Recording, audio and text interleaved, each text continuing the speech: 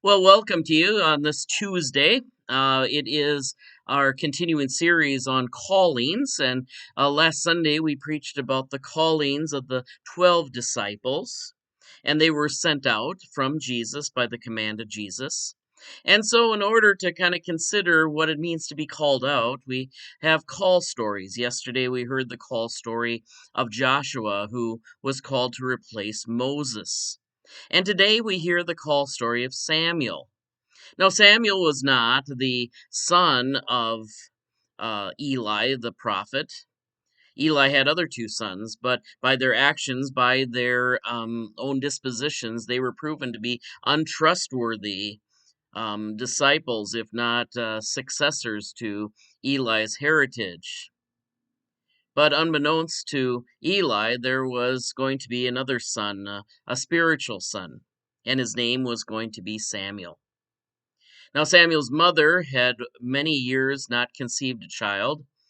Her husband had other wives and they had children, but Hannah did not. And one day in desperate prayer, Eli, supposing at first that she was drunk, first shooed her out, but then Hannah said, "No, I am without child. I'm praying earnestly to the Lord to give me a child." And so that child was born. His name was Samuel, and he went to live with Eli. And he became the true spiritual heritage of Eli and his ministry.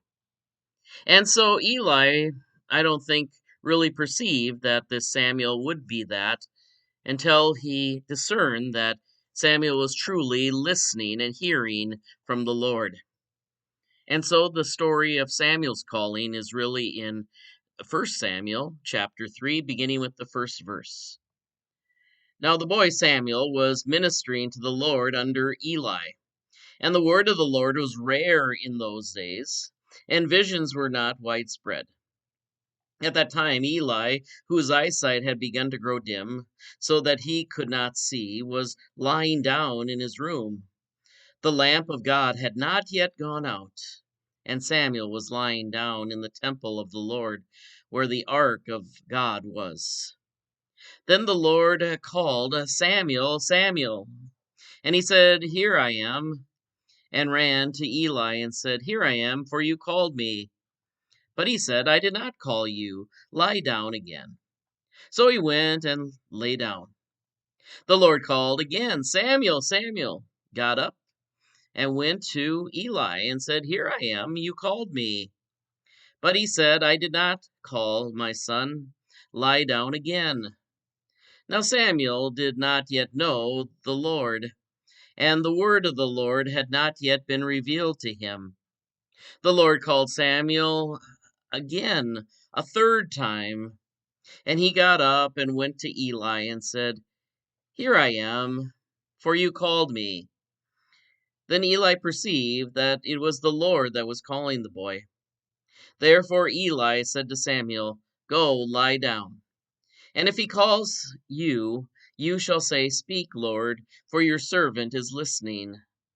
So Samuel went and lay down in his place.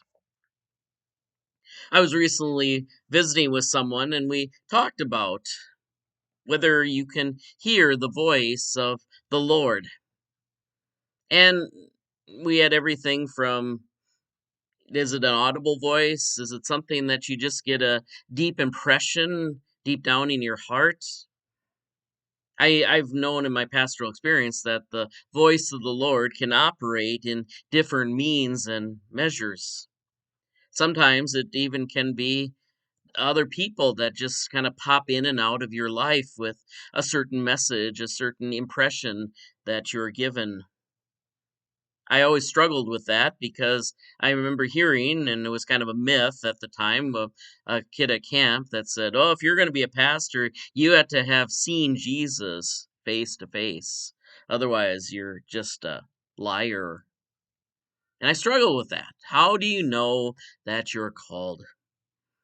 And just like with this other parishioner, that was what was interesting during the call process to become a pastor, is you may get this impression that God is leading you in this way, But other people come alongside and they don't necessarily challenge the means by which you get the call. Is it an audible voice? Is it an impression? But they see the fruit of your life, and usually it is the fruit by which you are evaluated on whether you've genuinely received the call of God or not. Now, for Eli, he had two sons who were known for not being very spiritual, if not being very moral. In fact, they were known to be cheaters, and as their father Eli grew old and dim, I think people were wondering whether Eli had any inheritors, if not any control over these who were just taking advantage of the job of prophet. But what they did have was the presence of the Lord. They had a ark of the covenant, and that was where God dwelled. And for that presence, they would know at least that God promised to be there. And so it is today. We have certain places and means by which we are told that God speaks to people. They sometimes can be a building, but more often than not, they speak through reading scripture. And so we encourage people, like today, to read scripture. They come during certain acts, whether it be baptism and specifically Holy Communion, where we gather in Jesus' name with the promise that God will be there. And maybe we will at times hear the voice of the Lord, sometimes audibly. I've not had that opportunity. My way of speaking to the Lord, as I was talking with this parishioner recently, and what she was experiencing was an impression that God was guiding them and protecting them throughout the day. And I think that that is more likely, but there's no precluding how God will speak to you. The question will be is whether it is God and whether his promise can be tested. And a lot of times it's tested by our willingness to go and do what that voice is calling us to do.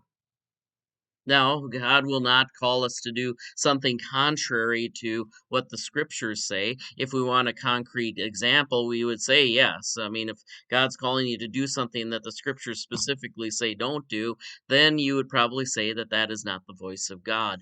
But if God is calling you to do something very specific and consistent with scripture, we need to ask ourselves, are we willing to nurture that voice?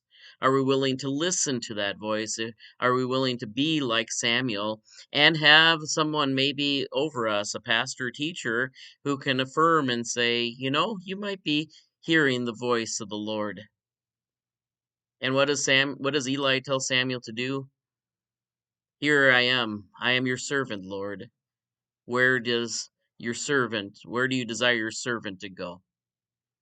And so I ask you to do that, especially during these days where maybe you know that God is calling you to something, you just don't know quite yet.